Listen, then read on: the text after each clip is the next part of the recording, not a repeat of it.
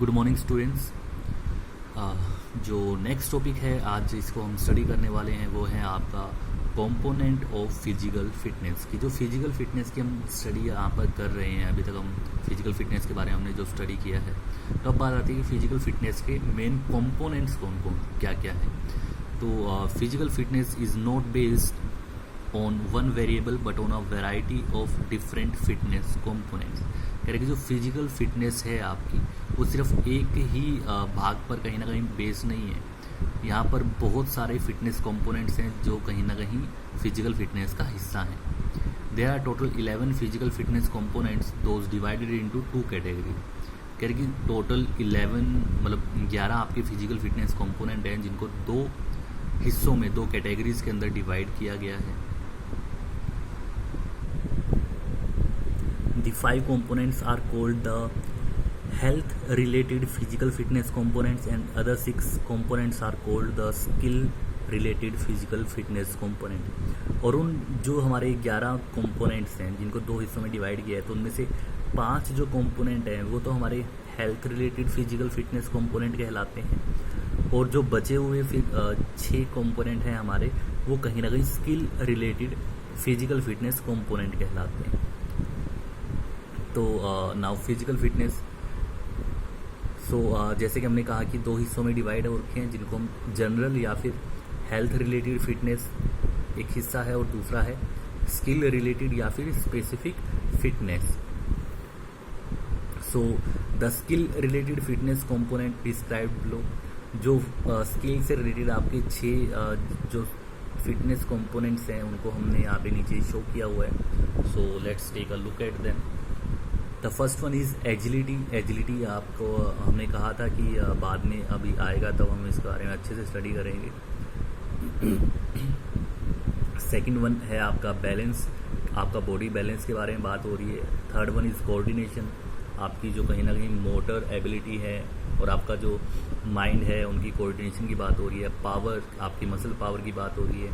आपकी स्पीड की यहाँ पर बात हो रही है और रिएक्शन टाइम से। ये कहीं ना कहीं 6 जो कंपोनेंट्स हैं ये स्किल पर बेस्ड है, क्योंकि अकॉर्डिंग टू स्किल हम इनको इम्प्रूव कर सकते हैं और ज़्यादा बेहतर कर सकते हैं। So the first component is agility. जो फर्स्ट कंपोनेंट है आपका वो एजिलिटी है। तो एजिलिटी क्या होती है आपकी?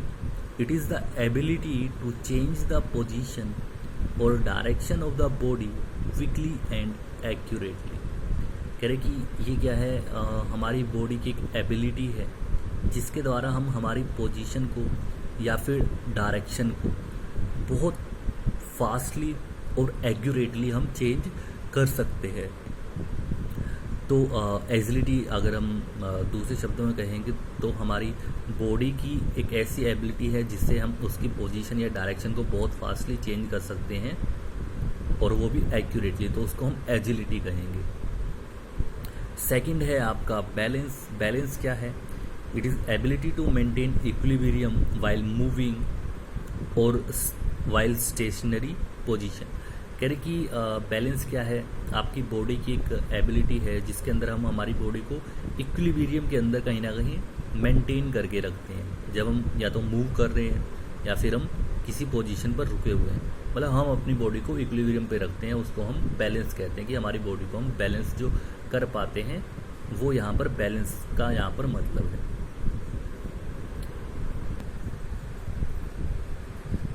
थर्ड है आपका कोऑर्डिनेशन। तो कोऑर्डिनेशन क्या है? It refers to economy of the movement while 2 और more body parts can perform a motor task.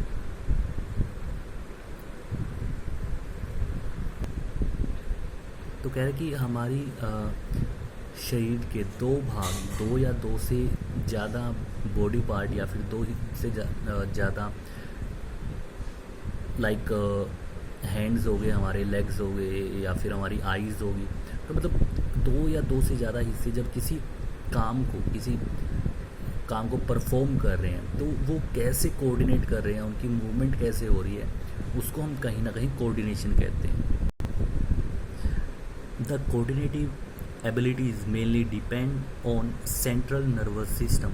और जो ये कोऑर्डिनेटिव एबिलिटीज़ हैं, मतलब कि हमारी बॉडी के दो या दो से ज़्यादा अंग कह लो या फिर हिस्से कह लो, एक दूसरे के साथ कहीं ना कहीं कोलैबोरेट होके किसी काम को जब अच्छे से कर रहे होते हैं, ये हर एक चीज़ जो हमारा सेंट्रल नर्वस सिस्टम है, जिसको हम CNS भी कहते हैं, इस पर ही कहीं ना कहीं डिपेंड करता है। The ability to execute motor task such as running, hand leg coordination, hitting a tennis ball, eye hand coordination, and kicking soccer ball, eye leg coordination quickly and accurately. और जो ये हमारी एबिलिटी होती है जिसके अंदर हम जो मोटर टास्क हैं, जैसे कि रनिंग की अगर हम बात करें तो उसके अंदर अगर आप जब भागते हैं तो आपके हैंड मतलब आपकी लेग की मूवमेंट तो भागते हुए होती है, लेकिन साथ में आपकी हाथों की मूवमेंट भी हो रही होती है। तो ये जो हाथ और पैरों की मूवमेंट है एक साथ, जो एक कोऑर्डिनेट मतलब दोनों एक दूसरे के साथ कोऑर्डिनेट करके काम कर रहे हैं, तो इसको हम हैंड लेग कोऑर्डिनेशन कहते हैं। जिसको भी कहीं ना कहीं जो हमारा सेंट्रल नर्वस सिस्टम है वो एग्जीक्यूट कर रहा होता है। दूसरा, अगर हम टेनिस बॉल को हिट कर रहे हैं तो उस समय पे आई हैंड कोऑर्डिनेशन की हम बात करते हैं, क्योंकि देखिए आंखों से हम बॉल को देखते हैं और हाथ से उसको कहीं ना कहीं हमारे हैंड के थ्रू रैकेट की हेल्प से हम उसको हिट करते हैं। तो उस समय पे आई हैंड कोऑर्डिनेशन की बात हो रही होती है, लेकिन आई हैंड कोऑर्डिनेशन को उस समय मतलब कहीं ना कहीं अच्छे से एग्जीक्यूट करने का काम फिर से हमारा सेंट्रल नर्वस सिस्टम भी कर रहा होता है।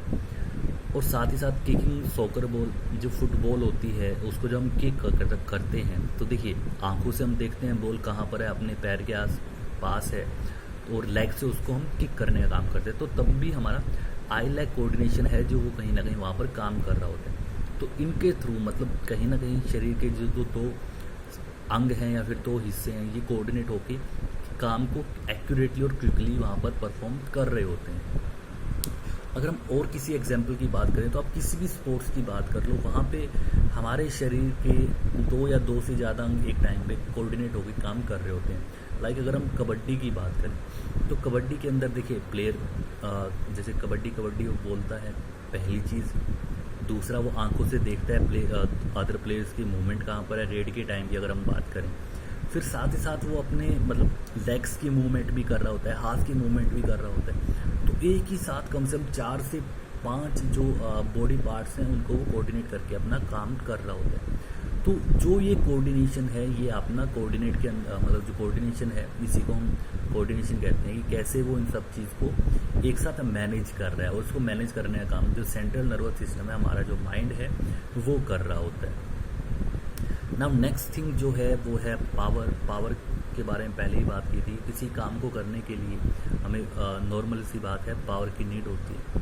सो पावर हमारी मसल्स के अंदर होती है, जो हमें स्ट्रेंथ कहीं ना कहीं देती है, मजबूती देती है, और एक स्पीड भी हमारे बॉडी को प्रदान करती है। So what is power? It is the ability to deliver a force with strength and speed. ये क्या है, हमारे पास मतलब एक एबिलिटी है जिससे हम एक फोर्स को डिलीवर करते हैं, और वो फोर्स मतलब एक स्ट्रेंथ के साथ और एक स्पीड के साथ उसको डिलीवर कर रहे होंगे। मतलब उस फोर्स में स्ट्रेंथ भी होगी और स्पीड भी होगी। लाइक अगर आप बॉल को फेंक रहे हैं अपने हाथ से, तो उस बॉल को जब आप फेंकोगे तो एक फोर्स को रिलीज़ करोगे, और उस फोर्स में एक स्ट्रेंथ भी होगी और स्पीड के साथ उसको रिलीज़ करोगे। Next one is reaction time. तो रिएक्शन टाइम क्या है? It is the time between a stimulus being administered and the beginning of the reaction to that stimulus. तो मतलब रिएक्शन टाइम क्या है? एक जो स्टिमुलस है जिसको एडमिनिस्ट्रेट किया गया है, और उसके बाद जो हमारा रिएक्शन होगा उस स्टिमुलस के प्रति, उसके बीच में जो ये रिएक्शन मतलब इन देखिए नॉर्मल भाषा में बात करें तो लाइक आप रोड क्रॉस कर रहे हैं और सामने से गाड़ी आ रही है, तो वो गाड़ी कहीं ना कहीं स्टिमुलस का काम करेगी। आपको डेंजर फील होगा, या तो आप भाग के वहाँ से क्रॉस कर जाएंगे, मतलब नॉर्मल स्पीड से ज़्यादा स्पीड को इंक्रीज़ करेंगे, या फिर आप रोड क्रॉस करने की बजाय वापस पीछे की तरफ आ जाएंगे। तो मतलब उसको देखकर आपने क्या सोचा और उसके बाद कैसे रिएक्ट किया, तो उस टाइम को हम रिएक्शन टाइम कहते हैं। अदर थिंग लाइक आपको मच्छर काट रहा है तो आप एकदम से रिएक्ट करते हैं, या फिर आपका हाथ किसी गर्म चीज़ को छूता है तो एकदम से आप रिएक्ट करते हैं। तो मतलब वो स्टिमुलस मिल रहा है कि उससे मतलब आपके माइंड तक वो चीज़ पहुंच रही है कि हाँ ये आपके लिए ठीक नहीं है, आप उसके अकॉर्डिंग जो रिएक्ट करते हो उसको आप अपना रिएक्शन टाइम कह सकते हो। The last skill related component is speed. तो स्पीड क्या है? It is ability to move the body quickly. मतलब अपनी बॉडी को आप क्विकली जब मूव करने की बात करते हैं तो वो एबिलिटी जिसके थ्रू आप अपनी बॉडी को फास्टली मूव कर सकते हो, क्विकली मूव कर सकते हो, उसको हम स्पीड कहते हैं। So that's all for today students. कल हम जो हेल्थ रिलेटेड फिटनेस कंपोनेंट हैं उनको स्टडी करेंगे। Thank you everyone.